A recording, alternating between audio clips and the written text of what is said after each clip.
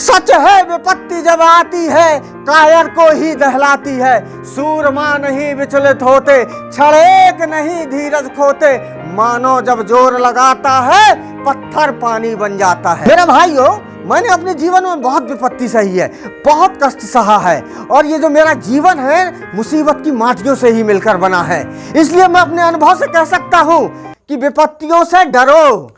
हमारे जीवन में जब मुसीबत आती है, हमारे जीवन में जब कष्ट आते हैं, तो कष्टों के बाण हमारे कलेजों को उसी तरीके से छलनी कर देते हैं जिस तरीके से महाभारत के युद्ध में अर्जुन के बाणों ने भीष्म पितामह के शरीर को छलनी कर दिया था।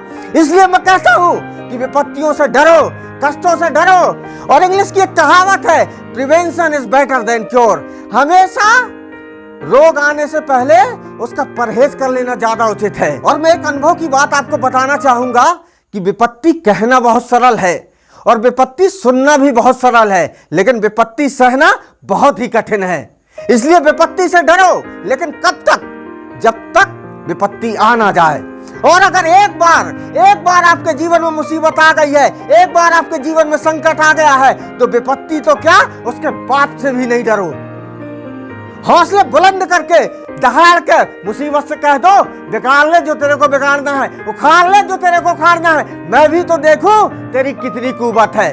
और मैं अपने अनुभव से कह सकता हूं कि मुसीबत चाहे जितनी बड़ी हो, आपका कुछ नहीं बिगाड़ सकती।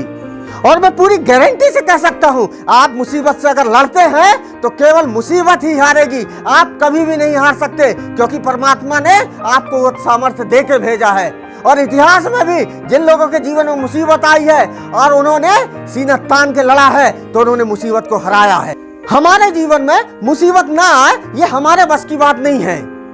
अगर आप मनुष्य बने हो तो जीवन में मुसीबतें तो आएंगी, जीवन में सेटबैक तो आएंगे, जब भी आप कोई नया काम करेंगे तो जीवन में फेल्यूर तो आएंगे। तो इस बात को हमको अच्छे से समझ लेना चाहिए कि मुसीबत, बुरा समय, बैड टाइम ये पार्ट ऑफ लाइफ है, और इनको सक्सेसफुल हैंडल करना ये आर्ट ऑफ लाइफ है। और अगर आपको जीवन के संघर्षों में जीतना है, और अगर आपको जीवन के संघर्षों को जीतना है, जीवन के संघर्षों में विजयी होना है, तो ये आर्ट ऑफ लाइफ आपको सीखना पड़ेगी। देखो, विपत्तियों से लड़ना ये उसी तरीके से है जिस तरीके से कोई योद्धा युद्ध में लड़ता है। जब हम युद्ध में लड़ने जाते हैं तो हमारी युद्ध कला, युद्ध कौशल, युद्ध की रणनीति जितनी अच्छी होगी, हमारी युद्ध में विजय होने की संभावनाएं उतनी ज्यादा रहेंगी।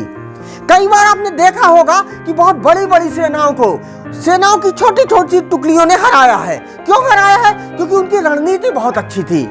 इसी तरीके से अगर हमको जीवन की मुसीबत में, जीवन की विपत्तियों से लड़ना है, तो हमको हमारी रणनीति, ये जो आर्ट ऑफ लाइफ है, उसको स्ट्रांग बनाना पड़ेगा। और इसी आर्ट ऑफ लाइफ को स्ट्रांग बनाने के लिए, संघर्ष से लड़ने की जो हमारी शक्ति है, इसको विकसित करने के लिए, मुसीबतों से लड़ने की जो हमारी शक्ति है, इसको विकसित करने के लिए आज के इस वीडियो में मैं 4 ING रूल्स बताना चाहूंगा।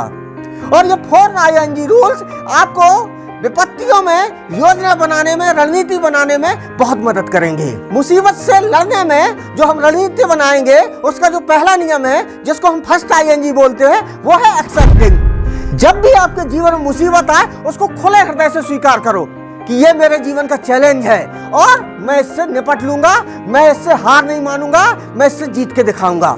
और हमको इस बात को स्वीकार करना पड़ेगा कि अगर परमात्मा ने हमको मनुष्य बनाया है, तो हमारे जीवन में आपदा की आंधियां आएंगी और हमको इससे लड़ना पड़ेगा, इससे दो चार होना पड़ेगा। तो इसके लिए हमेशा अपने आप को तैयार रखो। तो मुसीबतों का जो स्वभाव है वो आंधियों की तरह ही होता है। जिस तरीके से आंधी चाहे कितनी भी विकराल हो, चाहे जितनी भी भयावह हो, वो आएगी तो गुजर ही जाएगी, कभी भी परमानेंट नहीं रहती। इसी तरीके से मुसीबत भी हमारे जीवन में कभी भी परमानेंट नहीं रहती। और जब हम ऐसा मान के चलते हैं, तब हमारे कलेजे में थोड़ा सा हौसला आता है कि यार मुसीबत तो आई है, लेकिन ये परमानेंट नहीं है, निकल जाएगी। देखिए, मुसीबत आएंगी तो जीवन में कुछ छुटपुट लॉस तो होगा, और उस लॉस को हमको सहन करना पड़ेगा।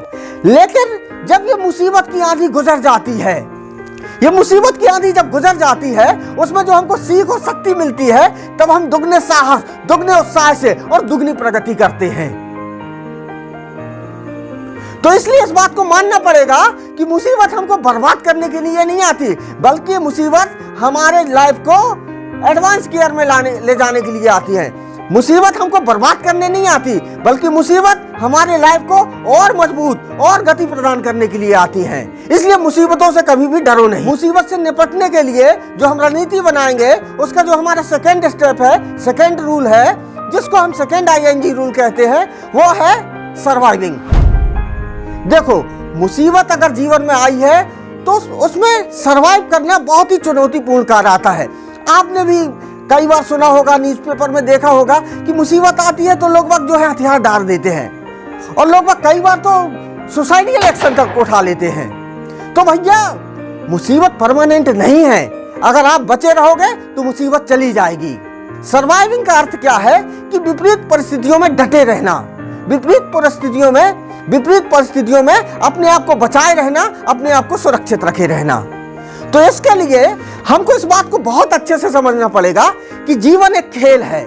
इसकी बिगनिंग भी फिक्स है और इसकी एंडिंग भी फिक्स है। जब बिगनिंग होती है तब भी हम शून्य में होते हैं, और जब एंडिंग होती है तब भी हम शून्य में चले जाते हैं। और ये जो बीच वाला पोर्शन है, ये एक खेल की तरह है। और अगर हमारा दृष्टिकोण ऐसा होगा ना, तो भगवान हमको चाहे हीरो का रोल दे, चाहे विलेन का रोल दे, चाहे फकीर का रोल दे और चाहे राजा का रोल दे, हर रोल में हम उतना ही आनंद निभाएंगे।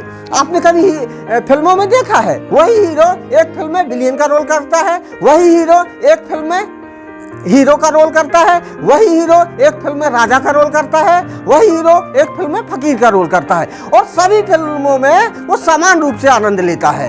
इसी तरीके से अगर हमने भी इस जीवन को खेल समझ लिया, तो फिर परमात्मा हमको चाहे जो रोल दे, हम उसमें एंजॉय के साथ खेलेंगे कि क्या होगा, एंडिंग तो सेम होना है। हारेंगे तो भी एंडिंग सेम होगी, जीतेंगे तो भी एंडिंग सेम होगी। और मुसीबत के समय में, इस मुसीबत को सरवाइव करने में जो चीज हमको सबसे ज्यादा हेल्प करती है, वो है हमारा ऑप्टिमिस्टिक अप्रोच। अगर हमारी इस जीवन के प्रति आशावादी अप्रोच रहेगी, तो ये मुसीबत के दिनों से हम बहुत आसानी से निपट लेंगे। और जब भी जीवन में मुसीबत आती है, तो एक बात को जरूर याद रखना कि आपके जीवन में आप और मुसीबत के अलावा एक फैक्टर और होता है, जो सबसे पावरफुल फैक्टर होता है और जिसको हम सबसे ज्यादा नजरअंदाज करते हैं। वो फैक्टर है गॉड फैक्टर। उसकी कभी हम प्लानिंग नहीं करते, और वही जो है सबसे ज्यादा जो है किंग मेकर होता है। इसलिए हमेशा आशावादी अप्रोच रखो कि यार तुम हार सकते हो, लेकिन परमात्मा नहीं हार सकता। और परमात्मा अगर आपको नहीं हराना चाहता, तो दुनिया की कोई मुसीबत, दुनिया की कोई शक्ति आपको हरा नहीं सकती। और इस बात को हमेशा स्मरण रखना कि अपने आज को देखकर कभी हार मत मानना, क्योंकि कल आप क्या बनोगे इसका अंदाजा आप भी नहीं लगा सकते। जो हमारी अगली रणनीति है, जिसको हम थर्ड स्टेप ऑफ ING कहते हैं, जिसको हम ING का तीसरा रूल कहते हैं, वो है एक्सपीरियंसिंग। और दूसरी भाषा में हम इसको अर्निंग भी कह सकते हैं। अब आप सोचते होंगे कि मुसीबत में कैसी अर्निंग? तो ये बात सही है कि मुसीबत में जो अर्निंग होती है वो बहुत ही प्रेशियस होती है। क्या होता है, जब हमारे जीवन में मुसीबत आती है, तो जब हम उन चुनौतियों से लड़ते हैं, तो हमारे जीवन में नए नए एक्सपीरियंस आते हैं। और वो जो एक्सपीरियंस होते हैं, वो बहुमूल्य मोतियों की तरह होते हैं। इनको हमको हमेशा संजो के रखना चाहिए, और मैं तो ये कहूँगा कि ये मोतियों से भी मूल्यवान होते हैं। और ये हमारी बहुत ही कीमती अर्निंग होती है। मुसीबत में चुनौतियों से जब हम लड़ते हैं, जब हम चुनौतियों से जूझते हैं, तो इससे क्या होता है, हमारा आत्मविश्वास बढ़ता है, हमारी जीवन की सीख बढ़ती है, और हम बहुत ही मजबूत होते हैं। तो यह भी कोई कम मूल्यवान चीज नहीं है। मुसीबत के समय जब हमारे जीवन में हमको कदम कदम पे अपमान मिलता है, कदम कदम पे हमारी बेइज्जती होती है, तो हमारे व्यक्तित्व में लचीलापन आता है, हम विनम्र बनते हैं। और यह गुण भी विपत्ति में बहुत अच्छा निखर के आता है, जो बाद में हमारे बहुत काम आता है। जब हमारे जीवन में विपत्ति आती है, तो इससे उबरने के लिए हम नए नए आइडिया खोजते हैं, नए नए तरीके खोजते हैं। इससे क्या होता है कि हमारी क्रिएटिविटी बढ़ती है, हमारी सीखने की क्षमता बढ़ती है, जो बाद में बहुत काम आती है। मैं आपको अपने अनुभव से बताऊं कि अगर ऐसा कोई तराजू हो जिससे हम तौल सकें कि अगर हमारे जीवन में मुसीबत ना आती तो हमारा कितना अचीवमेंट होता, और मुसीबत आई है तो कितना अचीवमेंट हो रहा है, तो मैं गारंटी से कह सकता हूं कि मुसीबत आने में किसी भी के जीवन में उपलब्धियां बढ़ जाती हैं। जब मुसीबत आती है तो व्यक्ति के जो समग्र जीवन की उपलब्धि कभी कम नहीं होती, बल्कि उसकी जो प्रोडक्टिविटी बढ़ जाती है, उसका लाइफ अचीवमेंट बढ़ जाता है। और विपत्ति के संग्राम में हमारी जो चौथी रणनीति है, जिसको हम 4th ING रूल कहते हैं, वो है लर्निंग। लर्निंग का अर्थ है कुछ नया सीखना। मैं आपको बता दूं, अगर दुनिया में हर समस्या का अगर एक समाधान की बात की जाए, अगर हर समस्या की एक मास्टर चाबी की बात की जाए, तो वो है लर्निंग। हम जीवन में जितना ज्यादा सीखेंगे उतना ज्यादा आगे बढ़ेंगे, और हम जितना ज्यादा सीखेंगे उतने जल्दी हम अपनी प्रॉब्लम को ओवरकम करेंगे, उतना जल्दी हम अपनी प्रॉब्लम से बाहर आएंगे। तो कभी भी सीखने की गति को बढ़ा दीजिए। और ज्यादातर लोग यही गलती करते हैं कि जब मुसीबत आती है तो सीखना बंद कर देते हैं, वो दिन रात अपनी विपत्ति के बारे में सोचते रहते हैं। और देखो भैया, कभी भी समस्या आए तो समाधान के बारे में सोचो, लेकिन हम करते क्या है, समस्या के बारे में सोचते रहते हैं, और सोचते सोचते अपनी समस्या को राई से पहाड़ बना लेते हैं। और देखो, जो समाधान के बारे में सोचेगा वो आज नहीं तो कल समाधान ढूंढ लेगा, और जो केवल समस्या के बारे में ही सोचता रहेगा तो वो समस्या में ही मकड़ी के जाल की तरह उलझ के रह जाएगा, और बड़ा मुश्किल होगा उसको बाहर निकलना। समस्या वही डरावनी चीजें हैं जो हमको तब दिखाई देती है जब हमारा ध्यान हमारे लक्ष्य से भटक जाता है।